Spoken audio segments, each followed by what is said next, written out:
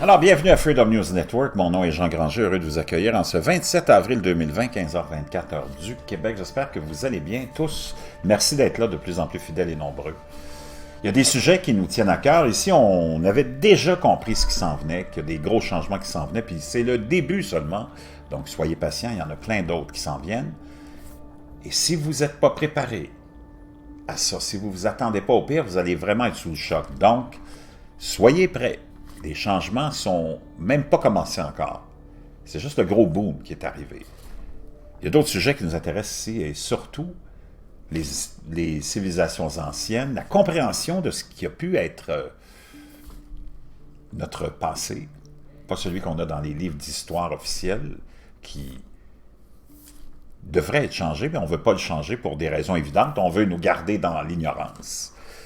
Et ça nous intéresse beaucoup. Et je vous ai parlé un peu cette semaine en vous partageant deux vidéos, je pense, de History concernant la théorie de la Lune creuse. Bien là, j'ai trouvé un petit article sur Gaïa, parce que je suis abonné à Gaïa aussi, et qui est vraiment très intéressant. Et qui va comme suit, je vais vous le partager. La théorie de la Lune creuse, la Lune est-elle un satellite artificiel? La Lune est souvent décrite comme ayant une énergie divine et féminine. La contrepartie féminine de notre Soleil, c'est une source de phénomènes cosmiques, nous fournissant de belles éclipses, des marées changeantes et, espérons-le, un futur point de départ pour les missions vers Mars et au-delà. J'aimerais aussi rappeler à tous ceux qui ont connaissance et connaissent la Lune aussi comme étant ou influençant le cycle menstruel des femmes. Ne l'oublions pas. OK? Mais lorsque nous commençons à regarder la Lune sous un objectif plus proche, un certain nombre de caractéristiques aberrantes suggèrent qu'elle pourrait être creuse et qu'il pourrait y avoir une base lunaire secrète. Les missions Apollo et les atterrissages subséquents sur la Lune sont au centre de controverses et de complots depuis des années. Il y a eu un débat interminable pour savoir si nous avons réellement atterri sur la Lune, ce qui a été trouvé là-bas, ou dans quelle mesure la NASA nous a caché des informations. Mais au milieu des querelles et des spéculations, le nombre de caractéristiques anormales sur la Lune a intrigué les scientifiques et les théoriciens du complot. Vers la fin des missions Apollo, les astronautes de la NASA ont placé des dispositifs d'enregistrement sismique sur la surface lunaire pour documenter les tremblements de Lune artificiels et naturels. Leur équipement a enregistré des activités allant des frappes de météorites aux explosions artificielles et aux atterrissages de roquettes Apollo. Même la chaleur du Soleil a créé une activité sismique lorsqu'elle a provoqué le dégel quotidien de la Lune. Les astronautes ont reçu une série d'ALSEP ou Apollo Lunar Surface Experiment Packages pour installer des sismographes et déclencher des détonations allant des décharges de type de fusil de chasse aux mortiers avec plusieurs grenades. Finalement, la NASA a intentionnellement écrasé le module Apollo 12 ainsi que la fusée SIVB, déclenchant une forte explosion équivalente à près de 12 tonnes de TNT. Ce qu'ils ont découvert, c'est que la Lune sonne comme une cloche, se répercutant parfois pendant des heures.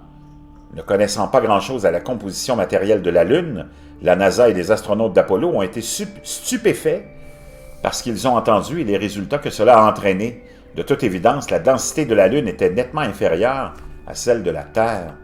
La Lune représente un peu plus du quart de la taille de la Terre, une autre caractéristique bizarre par rapport à tout autre satellite naturel de notre région cosmique. De toutes les lunes du système solaire, la nôtre est la 5e plus grande. Aucune autre planète que nous connaissions n'a une lune aussi grande que la nôtre. Toutes les autres planètes avec des lunes de cette taille sont des géantes gazeuses massives. Neptune, la taille la plus proche, avec une lune aussi grande, est 4 fois la taille de la Terre. La Lune a un diamètre d'environ 2100 000, comparé au diamètre de près de 8000 000 de la Terre. Mais la masse de la Lune ne représente que 1,2 % de celle de la Terre, tandis que le volume de la Lune ne représente que 2 % de la Terre.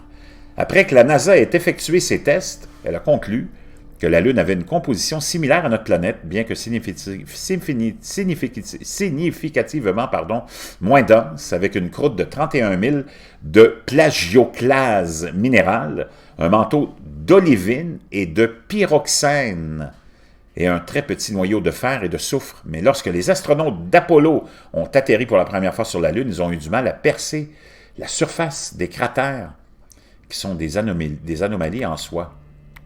On pense que les cratères sont le résultat d'impacts de météorites et d'astéroïdes, ce qui signifie qu'il devrait y avoir une certaine proportion entre leur profondeur et leur largeur. Au lieu de cela, de nombreux cratères plus larges ont des profondeurs similaires à des cratères considérablement plus étroits. Certains semblent même convexes. Et lorsque les astronautes ont tenté de percer les cratères, ils ont à peine pu pénétrer dans la surface, découvrant des métaux traités comme le laiton, le mica et le titane pur. En 1970, 2 astronomes soviétiques avaient étudié le satellite et théorisé qu'il s'agissait probablement d'une lune creuse mise en place par une race extraterrestre très avancée. Leur théorie était basée sur ces anomalies observables, affirmant que la Lune était une coquille artificielle qui avait été habitée en interne pendant des années.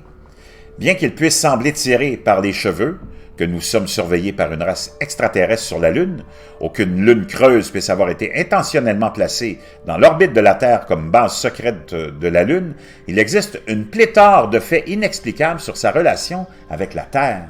À ce jour, il existe plusieurs théories qui tentent d'expliquer comment la Lune a fini par orbiter autour de notre planète. Mais aucune n'a été absolument acceptée, ce qui fait croire à beaucoup que la Lune est un vaisseau spatial.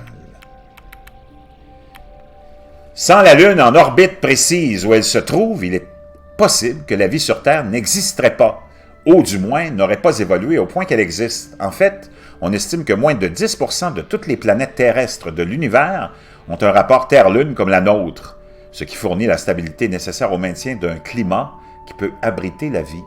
La taille de la Lune est telle qu'elle affecte notre inclinaison axiale ou la façon dont la Terre oscille sur son axe, changeant d'un seul degré au cours de milliers d'années. Cette relégation à 1 degré de mouvement est nécessaire pour la stabilité climatique. Sans l'équilibre de la Lune, la Terre pourrait s'incliner jusqu'à 85 degrés tous les millions d'années environ, provoquant des changements drastiques. Cela ajusterait l'orientation de la Terre au Soleil de manière si significative que le Soleil se déplacerait pour être situé directement au-dessus des pôles plutôt que de l'équateur où il se trouve actuellement. La vie ne pouvait pas évoluer au cours de ces changements radicaux. Les planètes acquièrent généralement des lunes de 2 manières, par accrétion ou capture. Le processus de capture de lune est exactement comme cela sonne. Une lune dérivera dans l'orbite d'une planète et se retrouvera piégée dans son champ gravitationnel. En cours d'accrétion, une lune se forme en même temps que la planète à partir du disque d'accrétion du système solaire. Mais cette théorie a été largement rejetée en raison des différences de composition du noyau et du fait que la Lune est presque 1 milliard d'années plus ancienne que la Terre. En fait, la composition minérale des roches trouvées à la surface de la Lune varie considérablement de celles trouvées sur la Terre. L'abondance de titane est un exemple d'une telle anomalie. Certains échantillons lunaires contenant jusqu'à 10% de ce précieux minéral, la plus grande abondance de minéraux riches en titane sur Terre n'a jamais dépassé 1%. Il existe d'autres métaux transformés ainsi sur la Lune, comme le mica et le laiton, ainsi que la présence d'éléments radioactifs comme l'uranium-236 et le neptunium, dont aucun ne se trouve naturellement sur Terre. Ces roches lunaires ramenées des missions Apollo ont présenté sur une autre surprise. Ils étaient magnétisés. Les scientifiques étaient déconcertés, ayant auparavant supposé que la Lune n'avait jamais eu de champ magnétique. On pense que le magnétisme de la Terre est le produit d'une dynamo interne dans laquelle le fer liquide en rotation, convectif et électriquement conducteur dans le noyau génère le champ. Cependant, la Lune n'était pas censée avoir un noyau suffisamment grand pour générer ce type de mécanisme dynamo. Selon la légende zoulou, notre lune creuse a été mise en place par 2 frères à la peau écailleuse et poisson. La légende raconte Wowan et Manku qui ont amené la Lune sur Terre après l'avoir volée à un dragon de feu. Ils auraient vidé le satellite en forme d'œuf de son jaune, le plaçant ensuite en orbite autour de la Terre. Avant cela, la planète aurait été enveloppée d'une gaine de brume aqueuse qui est tombée sur la Terre une fois la Lune en orbite. On peut voir ici ce fameux diagramme, ces fameuses représentations.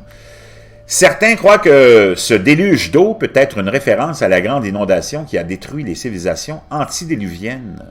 Les deux frères mentionnés ont également des caractéristiques similaires à Enki et Enlil de la tradition sumérienne ancienne qu'on voit ici, qui étaient responsables de l'institution des premières civilisations de l'homme et sont souvent représentés portant des vêtements de poisson.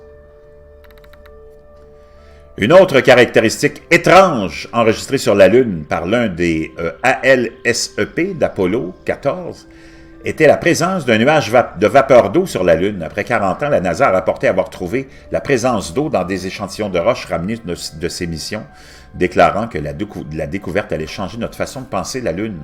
Un examen plus approfondi a montré que cette eau avait 2 fois les niveaux d'un isotope du deutérium par rapport à l'eau trouvée sur Terre. En outre, ils ont dit qu'il y avait des raisons de croire qu'il y avait 600 millions de tonnes d'eau piégées dans des cratères sur la Lune.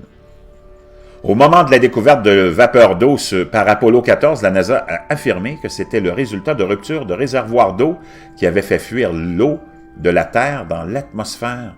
Ce nuage de vapeur a couvert 100 000 carrés et a persisté pendant 14 heures avant de se dissiper, rendant l'explication de la NASA improbable, étant donné que les réservoirs auxquels il faisait référence ne contenaient que 60 à 100 livres d'eau.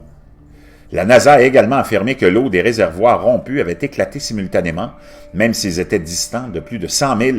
Pourquoi ferait-il une affirmation aussi absurde et pourquoi a-t-il fallu 40 ans pour analyser et découvrir de l'eau dans ces échantillons de roches ramenés des missions Apollo? L'eau pourrait-elle provenir d'une source interne? Peut-être que la NASA ne veut pas que nous la connaissions. Donc, vraiment fascinant. Je voulais vous partager ça. Je n'ai pas fini. J'ai plein de choses à vous partager fascinantes. Je vais vous parler tout à l'heure, après ma séance de yoga, de Noé, qui serait peut-être un extraterrestre. Ça va être vraiment fascinant. Encore une vidéo de History que je vais vous partager et vous traduire, qui est vraiment, vraiment fascinante et plein d'autres choses. Restez là.